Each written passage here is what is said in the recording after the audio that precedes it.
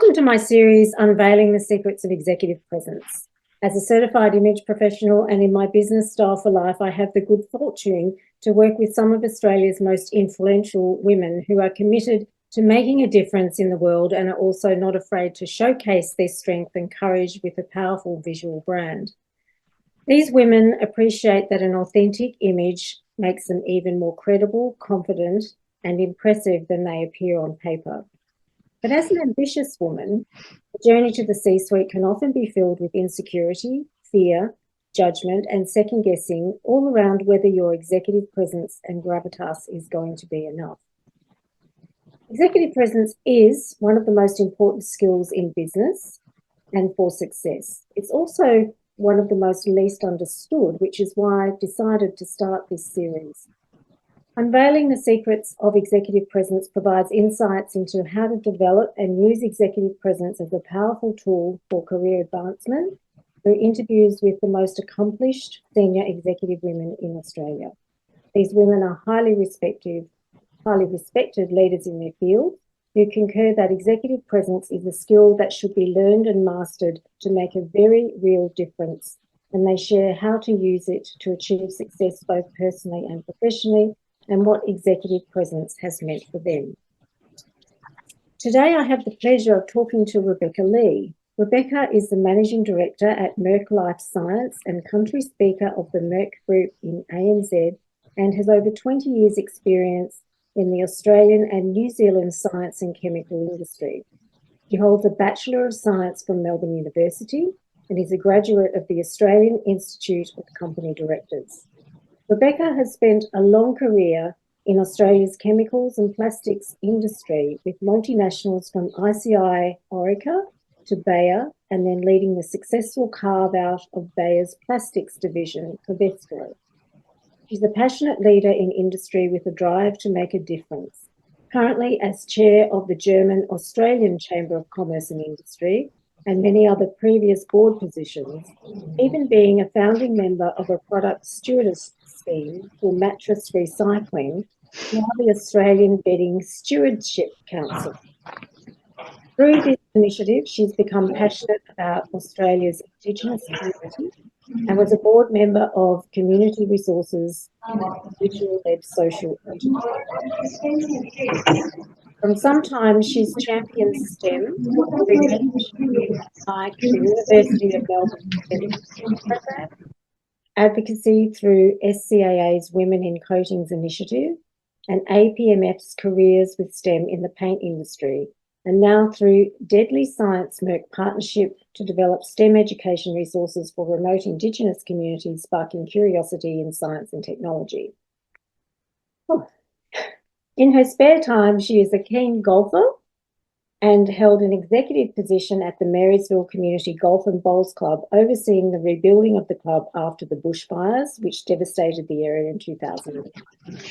She currently resides in Melbourne with her husband and their dogs. So welcome, Rebecca. That was a very long introduction. Thank you, Julie. Very kind. Background there too, I can hear. So first question, can you tell us a time about when you first realised the importance of executive presence in your career? I think being in industry, when I joined the chemical industry, there were very few women at the time and also very few role models. And early on, I guess I resonated with the element that you can't be what you can't see. So out of university, I joined what was then the largest chemical company in the world, ICI. And the only senior women that I saw were in one particular part of the industry, which was more around the pharmaceuticals. So I had to set out on a path where it was trying to build my own brand and trying to find a way that I could be myself, but also to not lose the credibility that we needed to build, as I was in a technical service role, so very much out there with customers, trying to build some credibility. I think the key was that initially I thought you had to play the game and we had to do all the things the guys did. because it was what I saw around me. I remember really changing my wardrobe and really being focused and trying to understand what did it mean to, get involved in the football and things that was just happening around me. I think it was a little bit onto that into my career that I realized it's not working. And I think I'm missing who I am in the whole piece. And then it was, I guess, it wasn't a light bulb moment or anything, but it was more a case that I was able to start to see that bringing a different approach, bringing a different frame, having different conversations, talking about things like family became something that enabled me to connect more with people. And I think during that time, just being able to connect with people enabled me to see what was really important and for me in terms of how do I then build my brand. Obviously, as you continue to grow in your career, it is about what is authentic and what are you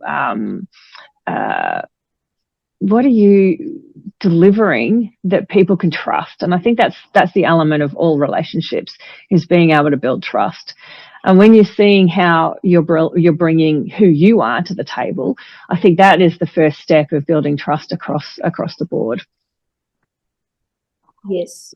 Look, I'm a big one of, if you can't build trust in the first few moments of meeting someone, then, you have to work extremely hard, to catch up with all of that. So this leads it probably into the next question of, what were the specific strategies that you used to amplify your own executive presence and build that brand? Because, I remember the days of ICI very well. It was a very large organisation, very male-orientated, jobs for the boys sometimes, I suppose, in there, but it was hard. It was hard to be in that organisation.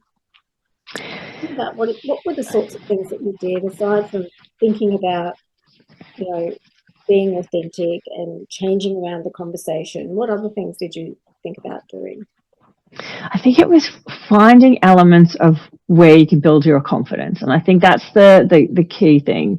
As a junior person coming into the organisation, I really wanted to contribute. So literally, I put my hand up for everything. I was really eager to get involved. It taught me a few things because it helped me to understand more than just the job that I was doing. It helped me to understand the organisation. I mean, all things from organising Christmas parties to then really getting involved in things like customer surveys or pulling out business plans. And I guess that got me noticed. And it also gave me the opportunity to join the sort of leadership development programs. And I think it's in those that I really learned to understand me, understand that, what could be, I mean, we all call it brand now, but what could be that future brand that I want to portray. And taking the time to really look inward, understands oneself, and then you can understand how it is that people might perceive you, and that everyone's out there criticizing, and that's the kind of human reaction. But how do you use that as the opportunity to almost turn it around and say, well, that is who I am. I'm a really passionate person. I've always been that way. Some would call it sensitive, but I've used to turn that sensitivity around to showing people that this is who I am. I'm the first one to walk into the room, be really excited about a project, be really excited about something new coming in. And now I've learned to adopt it. I think it comes with a bit of wisdom and a bit of age as well, being able to see that. But it comes with that start of understanding who you are, and then identifying what is it that makes you different and what makes you you, and then just really leveraging it, taking that opportunity. I think it's tough for women coming in to certainly industries that are, I think back then completely different now. I think there's been a real shift that we're seeing in Australia, which I'm grateful for and obviously really keen to see continue to be. So we're not talking about what it means for women in industry. We're talking about what it means for a person in industry. I think we're making those shifts now. But it's really around how do we continue to find ourselves, find the right way to be yourself and be different, but also be cognizant of what's going on around you. Good answer. I think there's a lot of, I know, look, in the work I do, there's a lot of women that really have trouble identifying who they are and really understanding where they sit in the whole scheme of things, especially once they reach a certain age. It's like you've been so busy doing a lot of things and building up, you know, your role and whatever, and they get to a point and they think, oh, what am I doing? Where to from here? And I think, you know, so you're obviously all over that, and you've been tracking your progress for quite some time. And I know I've followed you for quite some time, so I've seen, you know, you were with, what's the organisation you were with for about 14 years as a managing director, and then you moved out of that and you finally got this role. You took some space, and I think that was probably a good thing, you know, to have some space to just reevaluate, you know, where to from here and what. Absolutely. I think that if you ever are blessed with the opportunity to take a career break, it does help you just recenter. I think one of the biggest things that I've learned along the way, and I think always recommend women to do very early on, is build a network. It sounds like it's contrived, or it sounds like, but it's actually building friends and acquaintances across different places. And you know, I always reflect back on the fact that generally women, this is a generalization, have a feeling they want to help. And I always reflect back on, and someone told me a long time ago, why would you give away an opportunity for someone to help you? Because you know how when you help someone, how great it feels, how wonderful that you feel that you've made a difference. And I think that's something that I've learnt to do. It's always difficult, I think, to start that asking for help. It's difficult to put your hand up because it is showing a little bit of vulnerability in yourself. But getting out there and networking is exactly that. It's just asking someone for advice, or you know, asking someone for a connection. And people will say yes, and people will say no, and that's okay. But it's for me, it's been now. I'm very much the first one to say, how can I help someone else? Because it comes back to you tenfold. I believe that you know, what you put out there, you get in return. Yes, I think that's very true. And you're right. You know, what I always say, well, what's the worst thing that can happen? You know, by asking the question, they can say no. So if they say no, fine, you just move on to the next person. But you know, they also say, you know, your network is your net worth as well, don't they? Absolutely. Really important to build relationships. And hey, look at, you know, how long have we known each other? We've known each other some time. Very long time. So in your opinion, what are some of the misconceptions about executive presence, and how can individuals work to overcome them? Now, you've already mentioned, you know, build your network, you know, be authentic, discover, you know, try and discover who you are as a person, who you want to be as a person. But is there anything else in that you can, you know, you can share some of your wisdom from age, and that's okay. I think that's a wonderful thing, that, you know, with age comes wisdom, and I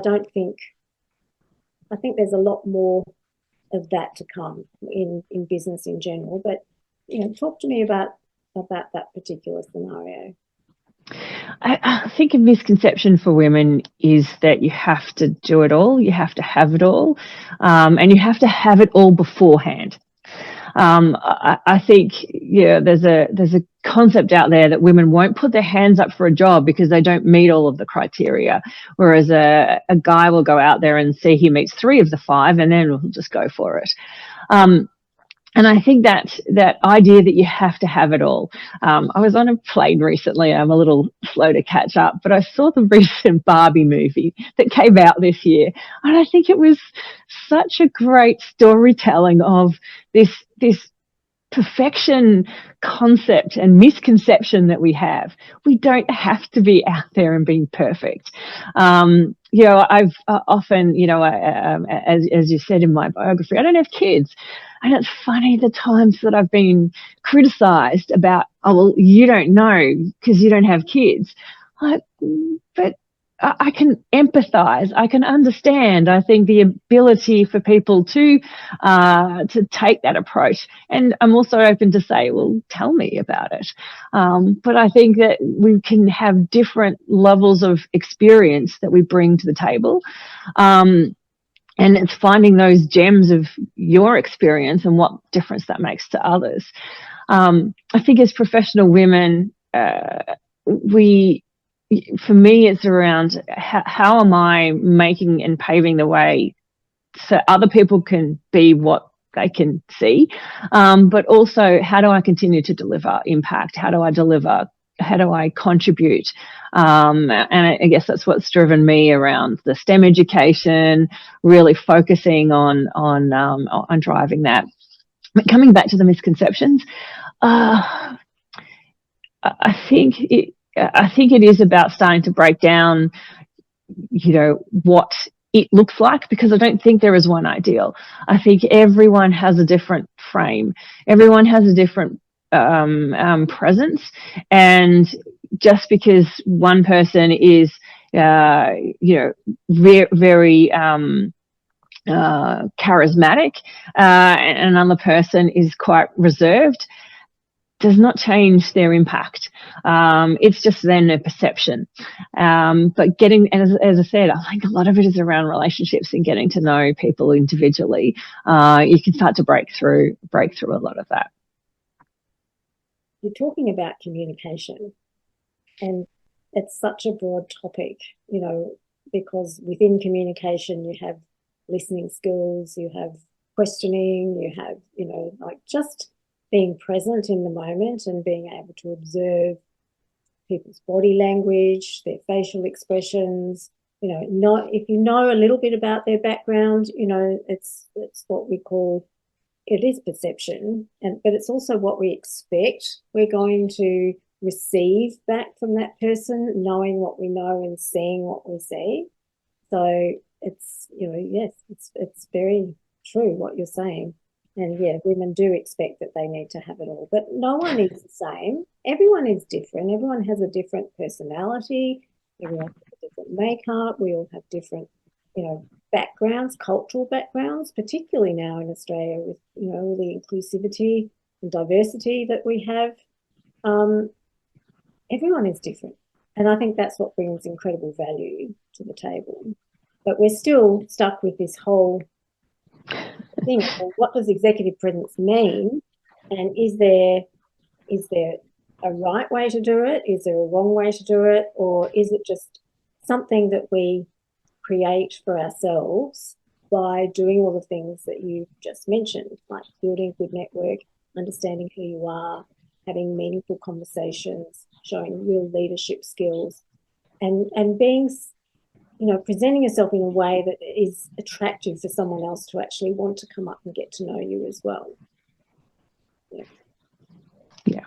So let's just go back a step. I want to talk about the pandemic a little bit, because things have changed quite substantially since that whole experience the world went through, and it did have a profound impact on women. And just having talked about women and how we will not put our foot forward if we think we're missing one element of what a job requires. I can't tell you some of the conversations I had with women over the pandemic in terms of what their expectations were, what the expectations were on them by other people, how they were struggling to really fulfill everything, didn't have time for themselves. But what's the biggest shift you've experienced in how women put themselves out there into the marketplace and present themselves now versus pre-COVID? Have you seen a shift yourself? Absolutely. I have to start off with what I love today, which is sneakers. I absolutely love the fact that now women can get out. It's fully accepted. It's become a fashion trend that we're out there with great pair of trousers and some sneakers, or even a lovely dress and sneakers. I think it's all about comfort. I don't have to make an excuse that I'm not on my lunchtime walking break. This is how I want to dress. And I think that's what one of the things that we have learned around COVID is around comfort. We're all in our homes. We had to find what was comfortable. But getting back and putting back the high heels on, yes, okay, they're needed for certain occasions. But in general, I think we've got to dress for how we feel comfortable. I think the shift has been really, and I think the pandemic's been really tough on working mums, particularly when people were at home. And kids were at home and having to do the schooling, the work. I think that was a really difficult time. What's happened is that there's been a shift in flexibility that has come more to the table. I think companies that were able to adopt and change their flexible working policies, or even put some in, has made a big shift, especially for working women, where it's okay to drop the kids at school in the morning. For example, we start our meetings at 10 o'clock for that reason. So mums and dads can drop kids at school. I think it comes flexibility, and it's a two-way street. And if there is something that's needed at 6, 7 o'clock at night, again, the expectation is you can do that meeting from home, because we've realised we can hold meetings in this format. I think that the 9 to 5 day is gone, and I think that does deliver some flexibility. I think now, as we navigate back, kind of everyone coming back into an office, that's the bit that we need to work on. And again, I think the approach as an individualized approach is what can really make it successful. Being able to have those really genuine conversations around what does that mean for you? What are your timelines like? How do you need to operate to be successful? I think the acceptance of 3 to 4 days and 2 to 3 days in the office is now there. I think that there's a balance that needs to come back. And of course, it's around the relationships that we need, and we are human, and I believe we absolutely need that human connection. But I think that's meant that we can start to have these discussions now, and it's not just about, well, you've got kids, so you have to go and do this. It is about, well, let's find the way that it works together, works for the company and works for you, because at the end of the day, we all know the message happy employees really delivers great things for the culture and the organisation in together.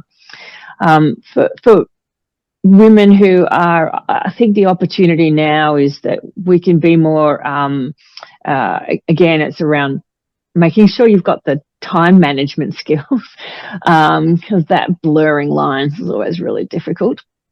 But for working women now, seeing that opportunity that it's not going to hold you back, and that the requirements for organisations to have these flexible approaches in their policies, I think it will only continue to improve.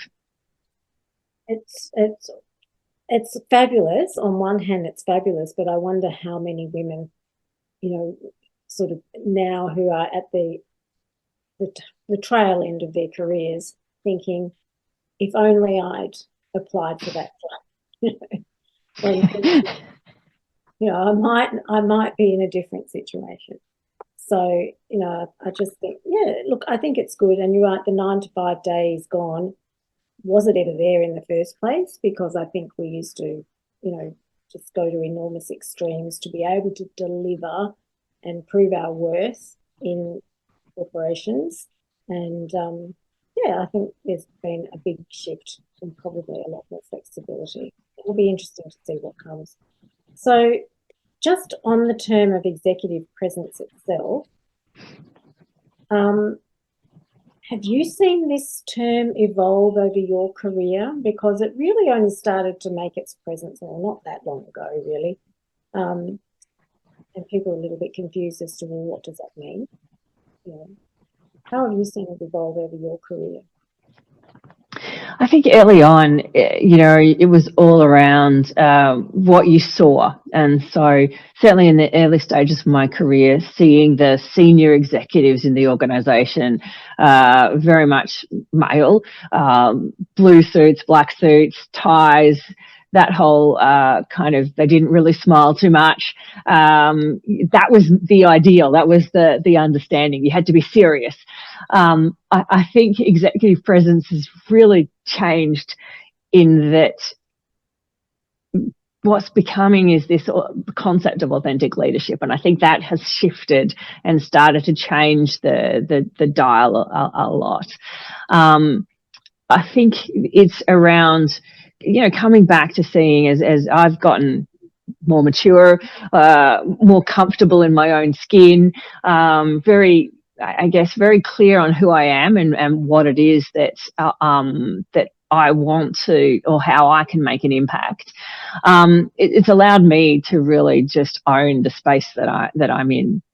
The other day I was out, and someone reflected back on the last 3 years that I've been here with Merck, and said to me that they thought that I must have been a real hard hitter, but until they met me and realized that it's around setting a benchmark and a high bar, and continuing to push through to make sure that people can, again, be their best and continue to aim for a kind of a higher purpose.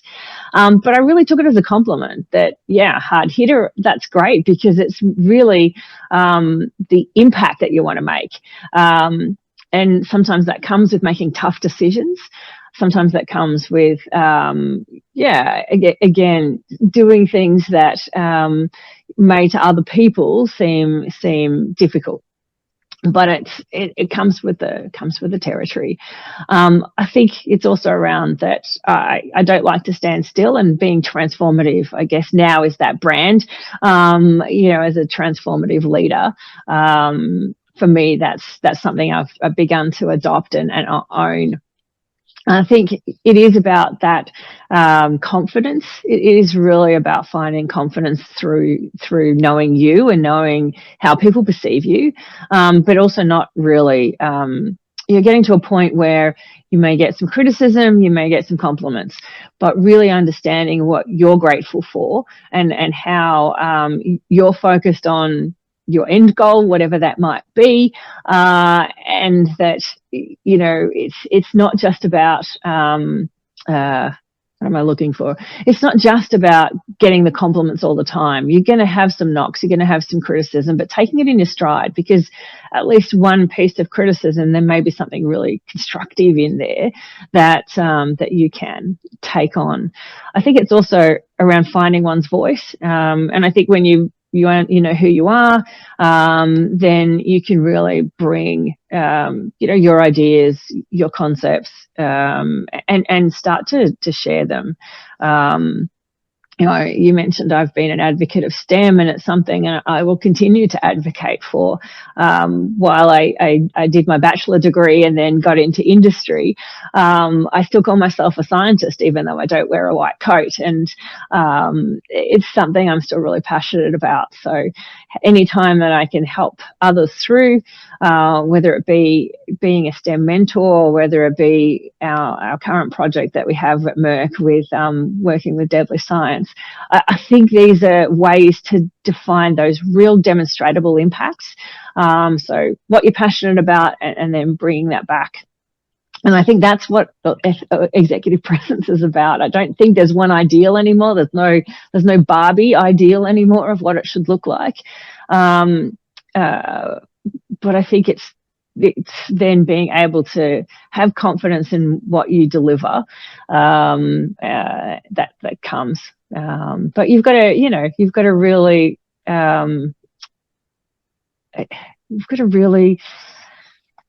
I guess, be yourself, I think. Well, that's true. And we are all individuals. And I think, from my perspective, where I come, it's about helping women find their identity what does that look like? How do they want to present that to the world? And if they're feeling comfortable, like you mentioned before, you love the fact that you can wear sneakers now and it's acceptable. And, you see them everywhere in all sorts of different types and designs and styles and colours and trims and everything else. It really has become quite an accessory to the normal, what you would term business wardrobe now, which is fine. And I understand totally the word comfort, because for women, particularly, even coming out of COVID, having gone through that incredibly stressful time of having to wear so many different hats and doing so many different things, was how do I transition from one role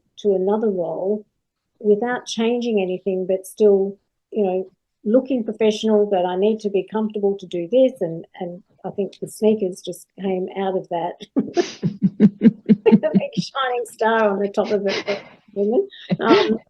So how do we now integrate that into a wardrobe that helps us project ourselves as this very authentic leader, that people can learn to know, like, and trust, and sort of follow.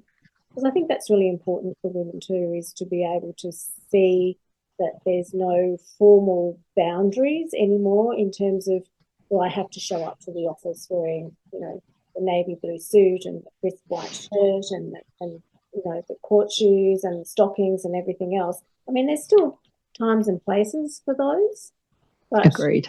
I think we have shifted quite a bit from that now, which is interesting. And it certainly is challenging for the fashion world and for design to come up with garments and things that can lend themselves to be very adaptable.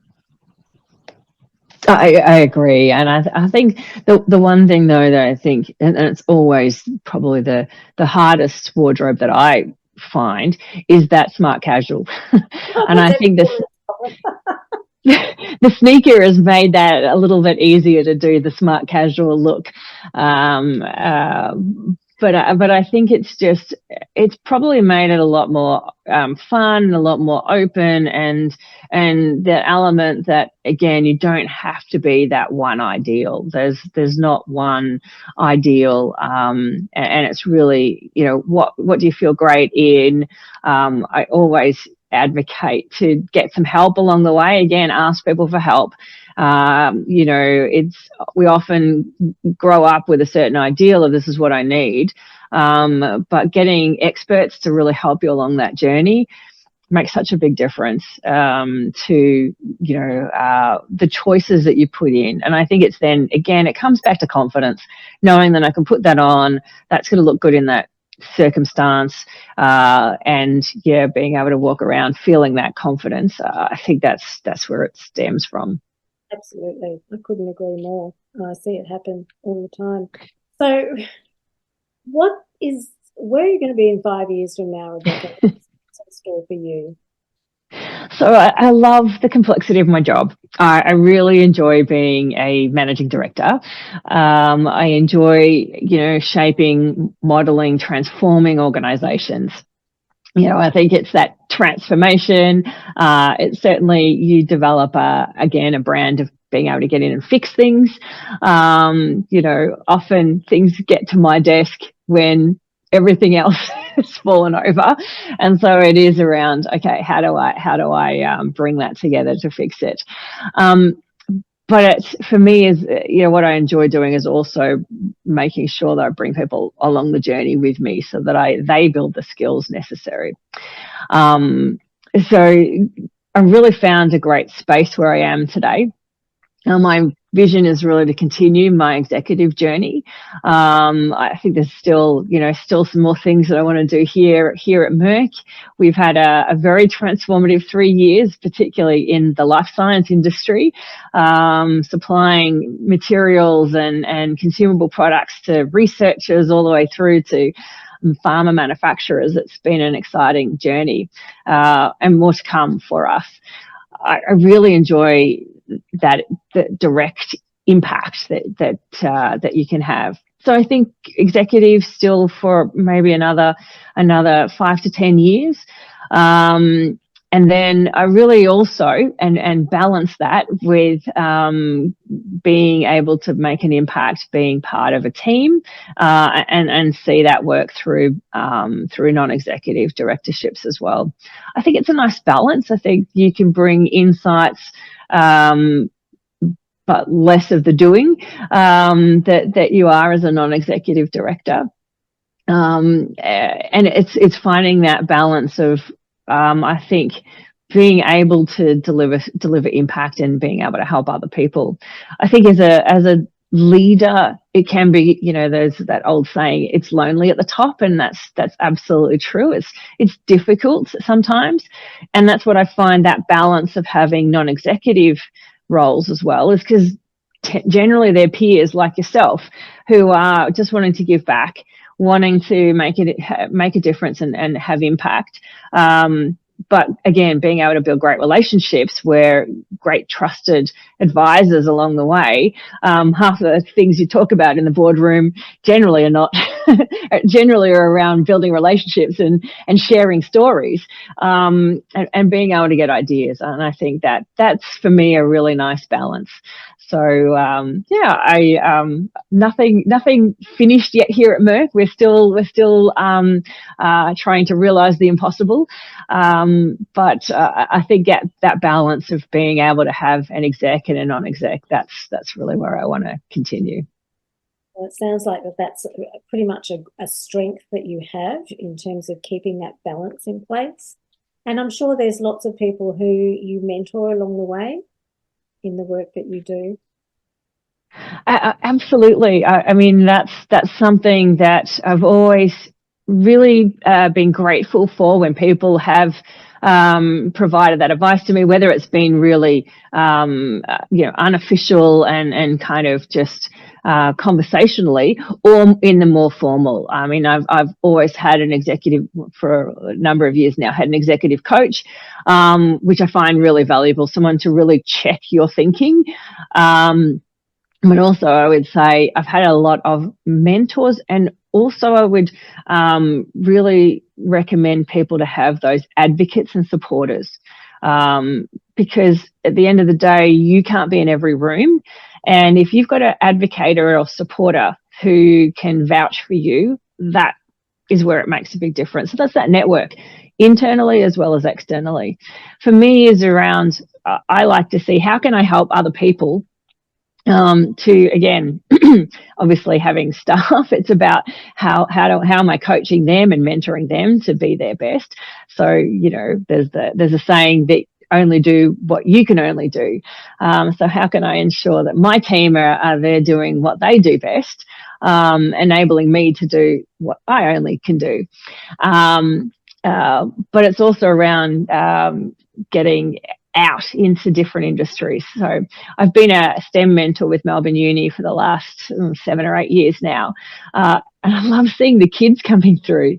I look back when I was doing my undergraduate and see the caliber of people now, and I learn a lot from those instances and examples, certainly around social media, certainly around how do you how do they frame and think, using all of the new technology like ChatGPT that's coming up.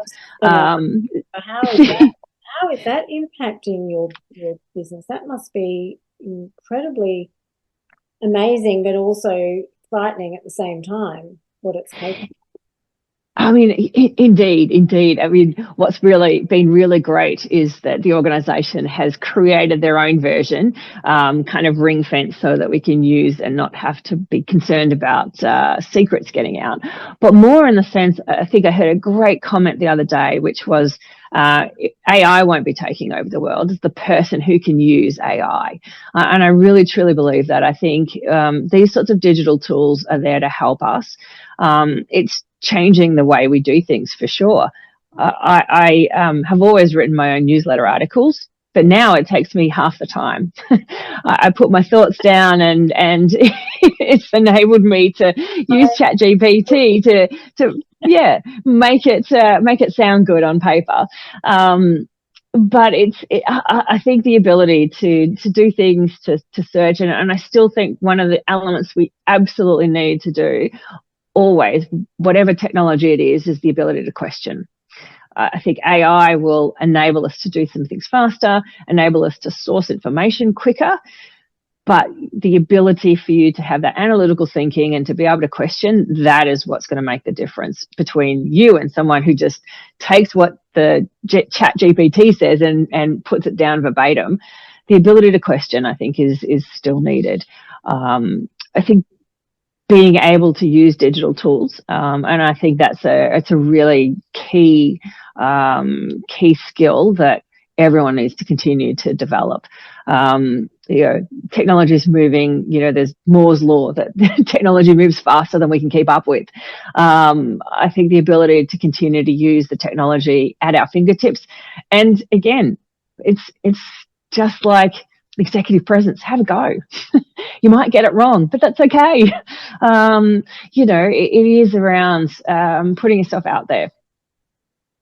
True, very much so. And yes, I love that it's not AI that's going to destroy us, it's the person who's actually, putting the information in. And let's just hope that it's the right people that are doing that and not the wrong people at the end of the day. Anyway, look, really interesting conversation. How can people get in touch with you, Rebecca, if they'd like to reach out to you? Please contact me on LinkedIn. Very, very open and very happy to connect. I love making connections through LinkedIn. It's a great platform, and I'm happy to chat. Well, thank you so much for your time this morning.